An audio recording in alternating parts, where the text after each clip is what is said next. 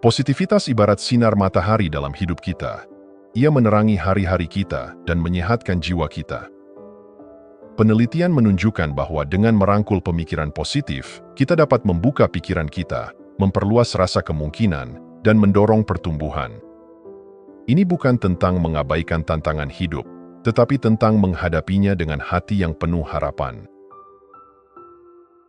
Dengan mengalihkan fokus dari apa yang tidak kita miliki ke kelimpahan di sekitar kita, kita menumbuhkan rasa syukur dan kedamaian. Saat kita menjalani pasang surut kehidupan, mari kita jelajahi beberapa kebiasaan berpikir positif yang dapat mengubah kehidupan sehari-hari kita menjadi petualangan yang lebih bahagia dan memuaskan. Kebiasaan pertama, jangan melihat segala sesuatu secara pribadi. Tidak melihat segala sesuatu secara pribadi ibarat menjalani hidup dengan pelindung tak terlihat.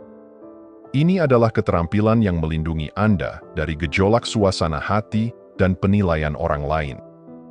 Ketika seseorang marah atau berperilaku kasar, itu seringkali merupakan proyeksi dari pergulatan internal mereka, bukan cerminan sejati dari karakter Anda. Bayangkan skenario di mana ada orang asing bersikap kasar atau marah kepada Anda. Mereka mungkin sedang bergulat dengan stres atau frustrasi mereka sendiri, dan Anda kebetulan berada di dekat mereka.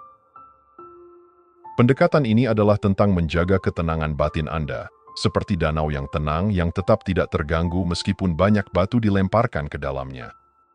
Ini tidak berarti Anda tidak peduli atau mengabaikan, tetapi Anda memilih untuk tidak membiarkan peristiwa eksternal mengganggu kedamaian Anda.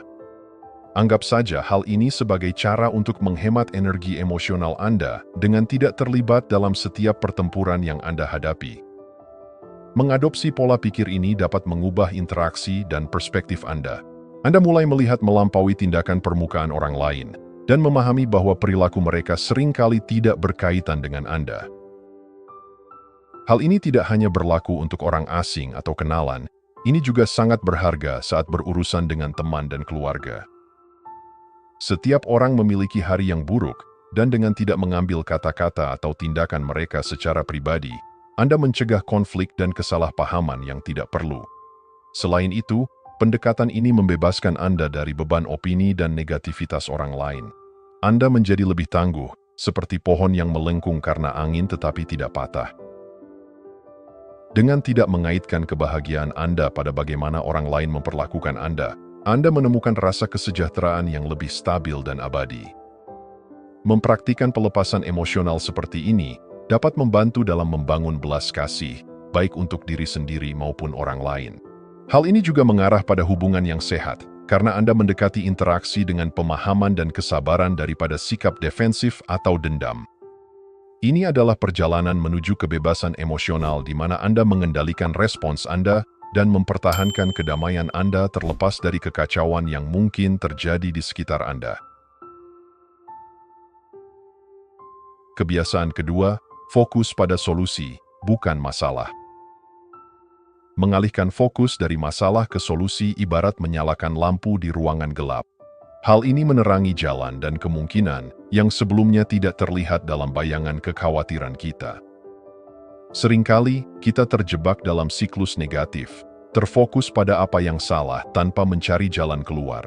Pola pikir ini dapat mengaburkan penilaian kita dan meredupkan semangat kita, sehingga membuat setiap tantangan tampak tak teratasi. Namun, dengan merangkul pendekatan berorientasi pada solusi, semuanya akan berubah. Ini seperti membekali diri Anda dengan peta dan kompas di tengah hutan. Tiba-tiba, jalan ke depan menjadi lebih jelas. Ini bukan berarti mengabaikan masalah, tetapi mengakui bahwa masalah adalah batu loncatan menuju perbaikan. Dengan berfokus pada solusi, kita memberdayakan diri untuk mengambil tindakan, mengubah hambatan menjadi peluang untuk pertumbuhan dan pembelajaran. Mengadopsi pola pikir ini akan membawa perubahan nyata dalam kehidupan kita sehari-hari. Daripada merasa kewalahan oleh setiap rintangan, kita mulai menghadapi tantangan dengan sikap proaktif. Kebiasaan ini tidak hanya meningkatkan suasana hati kita, tetapi juga menginspirasi orang-orang di sekitar kita. Ini adalah efek riak dari optimisme. mengubah perjalanan yang dulu menakutkan menjadi pencarian solusi yang penuh petualangan. Untuk mengubah pendekatan ini menjadi kebiasaan memerlukan upaya sadar dan latihan, tetapi hadiahnya sangat besar, seperti hati menjadi lebih ringan, pikiran yang lebih jernih, dan kehidupan yang lebih bahagia. Dengan berfokus pada solusi, kita tidak hanya memecahkan masalah saat ini, tetapi juga membangun pandangan yang lebih tangguh dan positif yang mempersiapkan kita untuk apapun yang akan datang. Kebiasaan ketiga, bebaskan diri dari pikiran spiral. Melepaskan diri dari pikiran spiral yang merugikan sangat penting untuk mengatasi overthinking dan sabotase diri. Pikiran spiral ini, seperti pusaran air, dapat menarik kita ke dalam keadaan khawatir dan keraguan yang terus-menerus. Daripada berusaha menghilangkan pikiran negatif yang justru dapat memperkuatnya, lebih efektif untuk menjaga jarak darinya. Pelepasan ini bukan berarti mengabaikan pikiran-pikiran tersebut, tetapi mengubah hubungan kita dengan pikiran negatif tersebut. Salah satu teknik yang ampuh adalah mengubah bahasa pikiran kita agar menjadi lebih tidak personal dan tidak intens. Sebagai contoh, mengubah kalimat "saya bodoh" menjadi "ada beberapa hal yang perlu saya pelajari" akan mengubah perspektif dan mengurangi beban emosionalnya. Perubahan bahasa ini dapat membantu kita melihat kekhawatiran dengan lebih sedikit menghakimi diri sendiri dan lebih objektif. Ini seperti melihat awan yang melintas di langit. Awan itu ada di sana, tetapi mereka tidak menentukan luasnya langit atau nilai intrinsik kita. Mempraktikkan metode ini dapat menjadi pengingat lembut bahwa kita bukanlah pikiran kita. Dengan mengubah kata-kata secara sistematis, kita melepaskan keterikatan pribadi dan intensitasnya, mengubah kalimat "saya memiliki ingatan yang sangat buruk" menjadi "ingatan saya agak samar". Pendekatan ini tidak hanya membantu dalam melepaskan diri dari pikiran spiral yang merusak, tetapi juga dalam membangun pola pikir yang lebih sehat dan pemaaf terhadap diri sendiri. Terlibat dalam praktik ini dapat menjadi eksperimen yang mencerahkan, mengungkapkan kekuatan kata-kata dan perspektif dalam membentuk kesejahteraan emosional kita. Ini adalah langkah menuju mematahkan rantai overthinking dan sabotase diri, membawa kita menuju kehidupan yang lebih damai dan penuh kasih terhadap diri sendiri. Kebiasaan keempat, melihat gambaran yang lebih besar. Melihat gambaran yang lebih besar ibarat memperbesar peta hidup untuk lebih memahami perjalanan daripada terfokus pada gangguan kecil sepanjang jalan. Dalam skema besar kehidupan, gangguan sehari-hari seperti hujan yang tak terduga atau ban kempes hanyalah hal-hal kecil dalam keberadaan kita. Sementara hal ini mengganggu rutinitas kita, tetapi tidak menentukan arah hidup kita. Merangkul perspektif yang lebih luas membantu kita untuk tidak terlalu terjebak dalam hal-hal kecil yang dapat menguras pikiran dan energi kita. Daripada bereaksi impulsif terhadap hambatan kecil, kita belajar untuk berhenti sejenak, bernapas, dan menilai situasi dalam konteks tujuan dan nilai hidup kita yang lebih luas. Pendekatan ini tidak mengurangi validitas perasaan kita, tetapi membantu kita mengelolanya dengan lebih efektif, mencegah gangguan sementara yang mengaburkan kesejahteraan kita secara keseluruhan. Dengan mengadopsi pandangan secara menyeluruh, kita dapat membedakan antara apa yang akan penting dalam jangka panjang dan apa yang hanya sekadar gangguan sementara. Ini bukan berarti mengabaikan hal-hal kecil, tetapi lebih pada tidak membiarkan hal-hal tersebut mendominasi emosi dan keputusan kita. Ini tentang mengenali bahwa meskipun kita tidak dapat mengontrol setiap aspek kehidupan, kita dapat mengontrol bagaimana kita merespons di berbagai situasi. Berfokus pada gambaran besar menumbuhkan kesabaran, ketangguhan, dan rasa tenang di tengah badai kehidupan yang tak terhindarkan. Hal ini mendorong kita untuk merenungkan apa yang benar-benar penting, membantu kita menavigasi kehidupan dengan arah yang lebih jelas dan terfokus. Perspektif ini adalah alat yang kuat untuk menjaga keseimbangan dan ketenangan, mengingatkan kita untuk menghargai perjalanan, bukan hanya tujuan. Kebiasaan kelima, jangan membandingkan. Kebiasaan membandingkan diri sendiri dengan orang lain adalah hal yang umum sekaligus kontraproduktif. Ini adalah jebakan yang menjerat banyak orang, menimbulkan bayang-bayang keraguan dan rasa tidak mampu atas pencapaian kita sendiri. Kebiasaan perbandingan ini dapat merusak persepsi diri kita, menyebabkan ketidakpuasan dan pemahaman yang salah tentang apa itu kebahagiaan dan kesuksesan sejati. Untuk keluar dari siklus ini, kita harus mengalihkan fokus dari tolak ukur eksternal ke pertumbuhan pribadi dan peningkatan diri. Hal ini tentang mengukur kemajuan berdasarkan standar dan pencapaian kita sendiri di masa lalu, bukan dengan standar orang lain. Perubahan fokus ini mendorong pola pikir yang lebih sehat, menumbuhkan belas kasih terhadap diri sendiri, dan mengakui kemenangan pribadi, tidak peduli seberapa kecil kemenangan itu jika dibandingkan dengan orang lain. Merayakan kemajuan pribadi dapat menumbuhkan rasa kepuasan yang tidak bergantung pada validasi eksternal. Hal ini memungkinkan kita untuk menghargai kesuksesan orang lain tanpa merasa direndahkan. Perspektif ini membangun komunitas dukungan daripada persaingan, di mana pencapaian tidak dilihat sebagai hasil zero-sum tetapi sebagai kemenangan bersama. Pada akhirnya, melepaskan dorongan untuk membandingkan diri sendiri dengan orang lain membimbing kita menuju kehidupan yang lebih otentik dan memuaskan. Hal ini membantu kita fokus pada perjalanan unik kita sendiri, merangkul dan menghargai pengalaman serta pencapaian pribadi kita. Dengan melakukan ini, kita menjalani hidup dengan lebih damai, tujuan yang lebih jelas, dan kepuasan pribadi yang lebih besar. Kebiasaan keenam, jangan terlalu kaku. Merangkul fleksibilitas dalam hidup ibarat menjadi seperti air, mengalir dengan mudah di sekitar rintangan, beradaptasi dengan bentuk lingkungannya, dan menemukan kekuatan dalam kemampuannya untuk menyerah. Air mengajarkan kita pelajaran yang mendalam.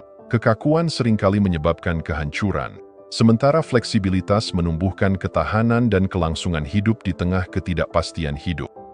Mengadopsi kelenturan air memungkinkan kita menghadapi perubahan dengan anggun dan mudah, bukan perlawanan.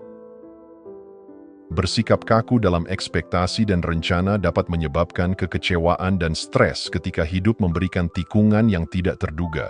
Namun, ketika kita tetap terbuka dan mudah beradaptasi, kita dapat menavigasi perubahan ini tanpa kehilangan jati diri atau tujuan kita.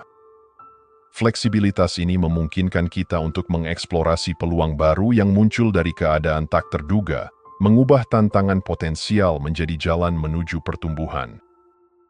Seperti air yang mengukir jalan melalui lanskap yang sulit, menjadi fleksibel membantu kita menemukan solusi dalam situasi sulit, yang mungkin dilewatkan oleh pola pikir yang kaku.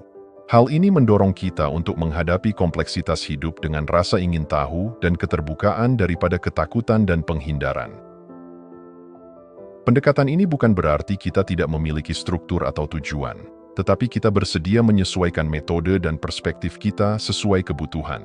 Menerapkan fleksibilitas ke dalam hidup berarti mengakui bahwa ada banyak cara untuk mencapai tujuan kita, dan bahwa terkadang jalan memutar dapat membawa kita menuju tujuan yang lebih indah.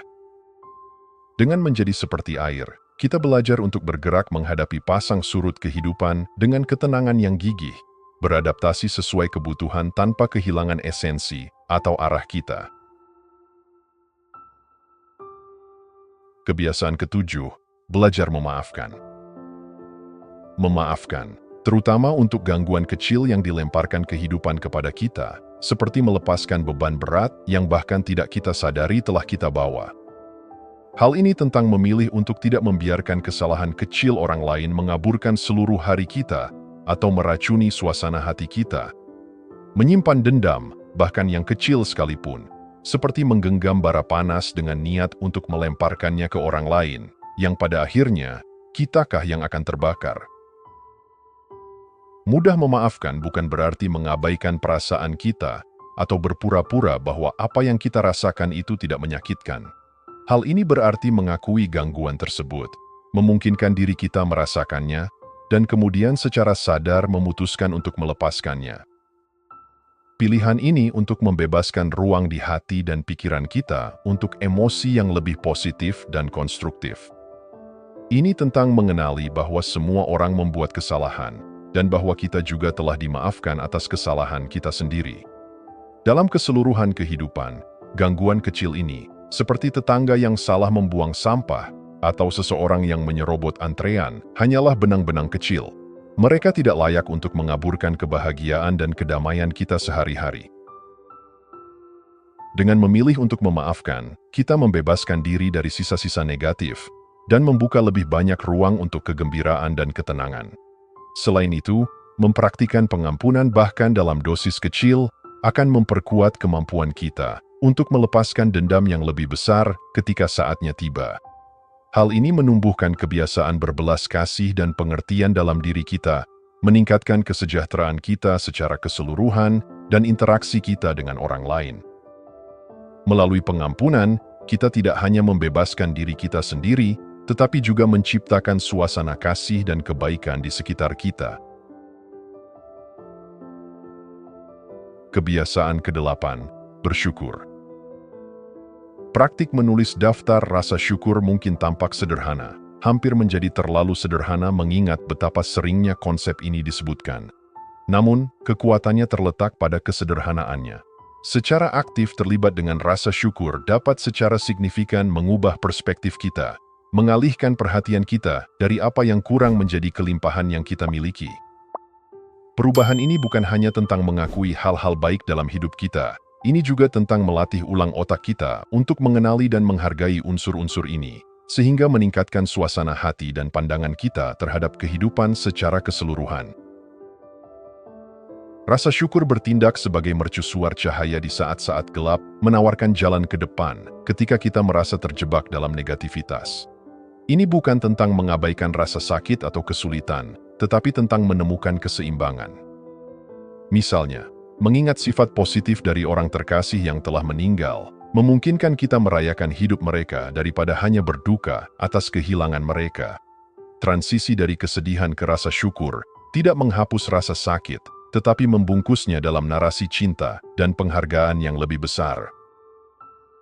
Menerapkan rasa syukur ke dalam rutinitas harian dapat mengubah kondisi mental kita, mengangkat kita dari keputusasaan menjadi penghargaan. Hal ini tentang memperhatikan kegembiraan dan kemenangan kecil setiap hari, yang ketika dikumpulkan akan membentuk sumber kebahagiaan dan kekuatan yang signifikan. Praktik ini tidak memerlukan tindakan yang besar, sebaliknya, ini adalah akumulasi bertahap dari pengakuan positif kecil yang membangun pola pikir yang lebih tangguh dan bahagia. Secara teratur terlibat dalam rasa syukur dapat membawa perubahan mendalam dalam cara kita melihat dunia dan diri kita sendiri. Ini menumbuhkan lingkungan yang positif yang tidak hanya bermanfaat bagi kita, tetapi juga bagi orang-orang di sekitar kita. Dengan berfokus pada rasa syukur, kita menumbuhkan sikap puas dan damai yang dapat bertahan di tengah badai kehidupan. Sekian untuk video kali ini. Sekarang, mari kita berhenti sejenak dan merenungkan sesuatu yang Anda syukuri hari ini. Semoga hari Anda luar biasa. Terima kasih sudah menonton.